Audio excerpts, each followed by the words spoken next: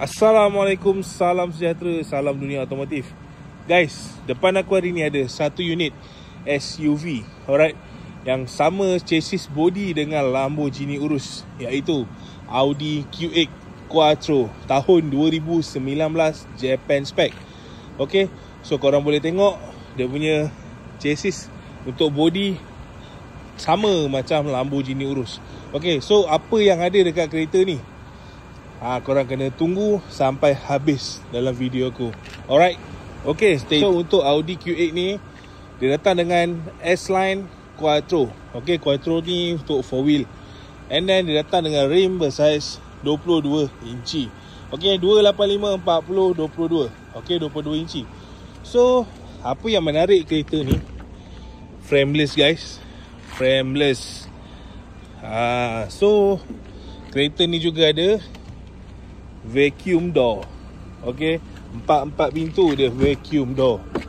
Alright, so ni untuk pintu belakang. Okay, so apa yang ada dalaman kereta ni, jom aku bawa masuk. So untuk kereta ni, dia datang dengan half leather seat.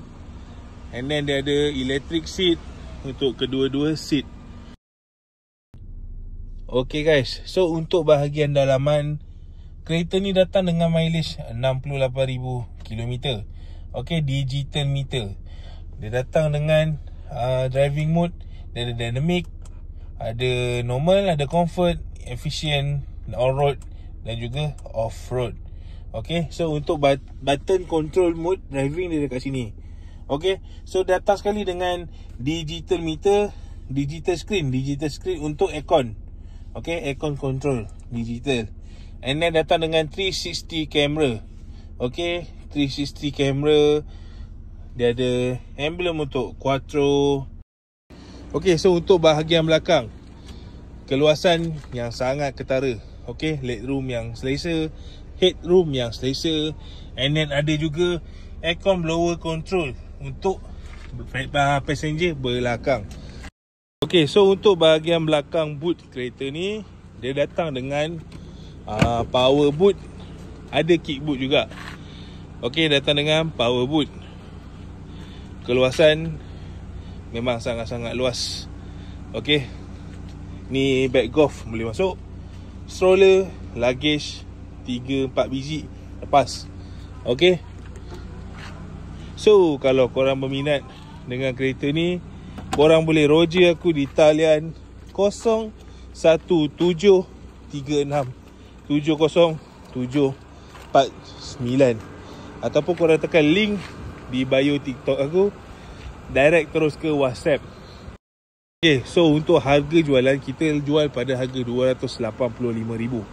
Tetapi kalau korang serius buyer, kita boleh bincang lagi harga. Aku boleh bagi korang lagi harga yang istimewa. Tapi korang kena roger aku dengan kadar yang segera, sebab stok hanya ada satu sahaja. Okay, so korang boleh make appointment ataupun walk in jumpa aku Izul di Esmita Auto Cyberjaya. Okay, so selagi stok masih ada, korang cepat-cepatlah roger sebelum stok disambar orang. Okay, so jumpa korang di mana? Di Esmita Auto Cyberjaya. Korang boleh test drive, korang boleh view, dan juga kalau korang ada special pemain, korang boleh bawa untuk checking kereta terus. Okay, kereta aku boleh jamin tiada masalah, tiada isu, tiada apa-apa rekod yang tak baik di Japan. Okay, so jumpa korang di mana? Di Esmita Auto Cyberjaya.